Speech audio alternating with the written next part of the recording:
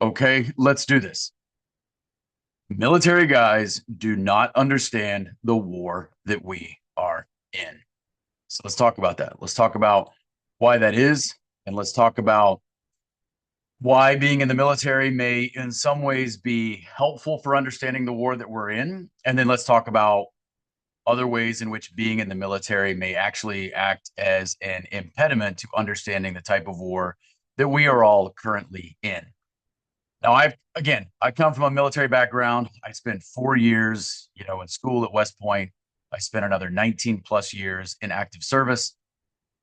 And I use a military outlook to define a lot of what goes on. Uh, However, there are other ways in which my outlook is informed through other experiences or other research that I have done that has nothing to do with my military service. So the two kind of complement each other. And and that's necessary. If I only relied on my military experience or my military training, then my worldview would be incomplete, as it is for many people who serve in the military. So let's talk a little bit about that. Because I have a lot of people who they say, "Oh, you must understand all of these things because you served in the military." That's not exactly true.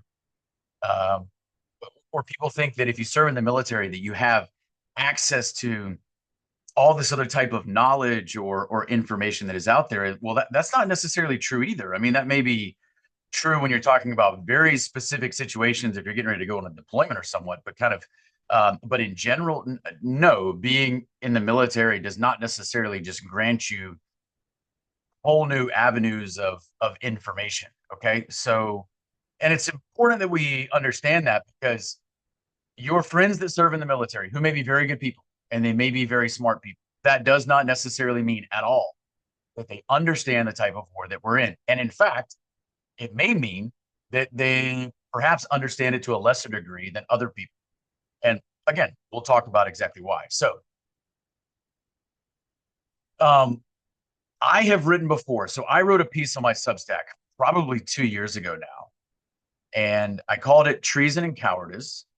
And there's a reason why I gave it such a direct title. Okay. But that's not exactly what we're going to talk about today. So, do I believe that there is a lot of treason going on in our government, to include perhaps even the upper echelons of our senior military leadership? Yes. Do I think there is a ton of cowardice going on in the military? Yes. That's not what we're going to talk about today. Those are problems. But what I want to talk about is another piece that's going on in the military, and it doesn't necessarily have anything to do with um, people not wanting to do the right thing. This has more with it has more to do with a lack of understanding. Okay, so I mentioned in that same piece, treason and cowardice. I think it was in that same piece. I mentioned this term that I used that I called, this intellect slash integrity construct, where you get to a point where people don't, and I'm talking about senior military leaders, they don't do the right thing, either because they don't know, they do not understand what's going on, or they do and they don't have the integrity to do the right thing. So again, talking about senior military leaders, they either don't have the intellectual capacity to understand what is going on and the true threats against our country and its citizens, or they do and they don't have the integrity to do the right thing. So what I want to talk about today is not the integrity piece. I want to talk about that other piece. And when I refer to it as the intellect piece, I'm not necessarily calling people dumb. I mean, some are, but that's not really what I mean to say. But what I do mean to say is you have people who have a lot of life experience, a lot of military experience, a lot of military training, and a lot of education.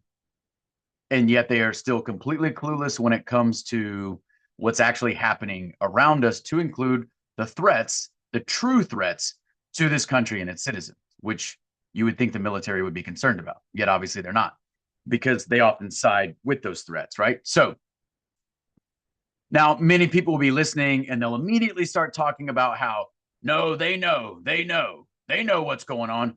I'm not talking about those folks. Yes, some of them obviously do. That's not who we're talking about.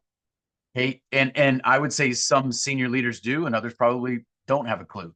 But either way, we're talking about the people who fundamentally do not understand this. Some of them are probably senior leaders, and others are more mid-grade or more junior leaders, but for whatever reason, they don't understand what's going on. That's my focus today. Why don't they understand? So, in order to talk about that, let's talk about the ways in which military service or a military perspective might actually be helpful, because there are some. So, first things first, it can give you a helpful framework to be able to understand what's happening, kind of in a martial type way, in a military type way, and it can also give you a helpful jargon to describe the situation, something that has explanatory power.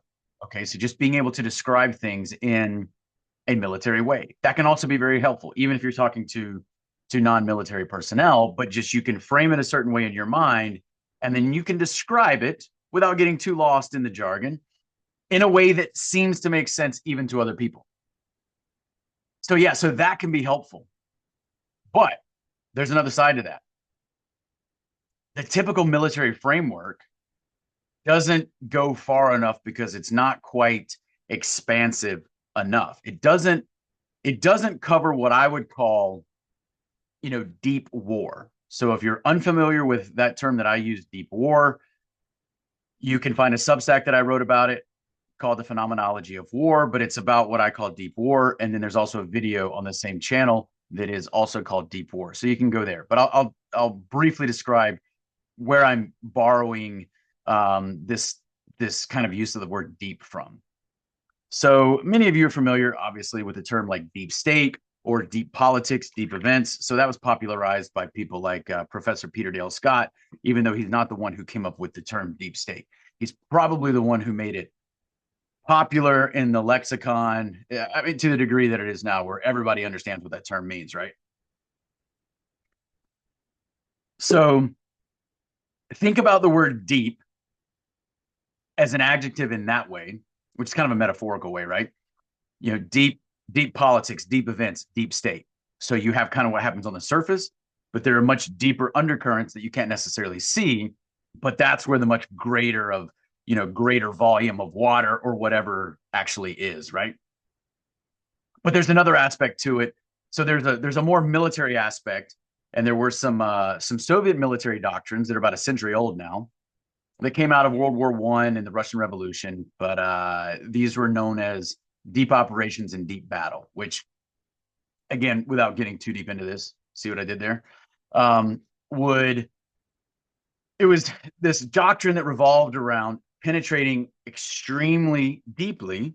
So this is a more literal usage of the term, right? But you're projecting along an avenue of depth through your enemy's lines to knock out their command nodes and logistical structure, et cetera. Okay, so that's kind of a more war-oriented perspective, and the other is a little bit, not necessarily. But when I kind of join those two together in some sort of amalgamation of this idea that I've been kicking around in my head, and I've been trying to find a way to kind of make sense of it on my own, I kind of have this idea of deep war, but there's another aspect to it too. So it's kind of like it is a war. The enemy is trying to penetrate as deeply as possible, but there's also this undercurrent of things that people can't necessarily or readily see. So they don't know the ways in which they're being attacked. And so there's a whole spiritual aspect to this too when I describe deep war, which is a concept that I'm still kind of working on. I don't pretend to have it all fine. But if you think about kinetic warfare that attacks the physical body, you know, and you have casualties because they've been, shot and whatever, right? So that is a type of a kinetic attack that causes physical harm to an enemy force. But think about now one step deeper than that. Okay. So think about psychological operations, or even the term menticide, which means to kill the mind, very literally. So, because we know that's a huge part of what's happening now with information operations or other types of things that are done in order to either kind of modify the public's behavior or the way that they arrive at their beliefs, etc.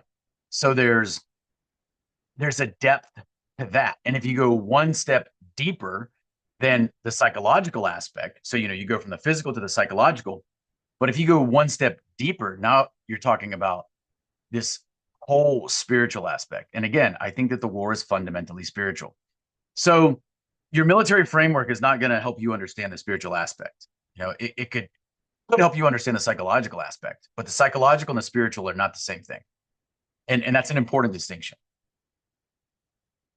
At the same time, a lot of people that I think come from a believing worldview, could be a Christian worldview, which is probably the types of people that I communicate with the most. If they have a believing worldview, probably a Christian worldview, but not necessarily everybody. But if they do, then many of those people, which I do, by the way, um, so they have a cosmological understanding of spiritual, which means there's a theological, a faith-based understanding. But in between that cosmology and then their worldview, the way that they see things happening on the world, there can sometimes be a disconnect. So what that means is they may have a theological framework, maybe quite sound. They may have a lot of faith and a deep understanding there. They may be very, very good people, but there's still maybe kind of a disconnect there between that and then the practical applications. Okay. The practical applications in terms of like some sort of coherent strategy on the ground, understand that we're in a war and to try and emerge victorious, and that doesn't necessarily mean through physical violence. And if what I'm saying sounds quite a bit abstract, it's because it is. But again, this is the very reason that people can't understand this stuff, even in their military, even if they are. Here's another reason why being in the military can actually hinder someone's understanding of these difficult to grasp ideas. When you were in the military, you are probably going to subscribe to a geopolitics 101 view. Now, if you don't know what I mean by that, I'll explain it very quickly, but I also did a whole video on this. And the geopolitics 101 view is kind of the normie narrative of geopolitics and history, which is incredibly flawed. But when you serve in the armed forces, you tend to look at everything through the lens of these political entities that we call countries or nations, right? So you think, well, I serve in my nation's military, and countries are the dominant actors on the world stage, and kind of this normie narrative of geopolitics. That's what people would say. Now, of course, they go one step further and they talk about other types of supranational organizations like the UN or plenty of others, or they'll talk about some of these more these other organizations that operate a little bit in the shadows, like the Bilderbergs or whatever. But they won't go too deep into that. They'll talk about the importance of transnational corporations or rogue networks like terrorist groups or drug cartels or whatever. But they still tend to think that the dominant actors are nations, particularly large nations like the United States and China and plenty of other nations as well, right? That's an incredibly flawed view of the way in which geopolitics really works. I'm not going to explain that in this video because I've talked about it in other videos. But when you're in the military, you tend to think in terms of the nations as being the dominant actors on the world stage. And you don't necessarily entertain a lot of ideas as to, well, who is pulling the strings behind these national leaders? And even when you have a war, are there other things at play that we don't necessarily see?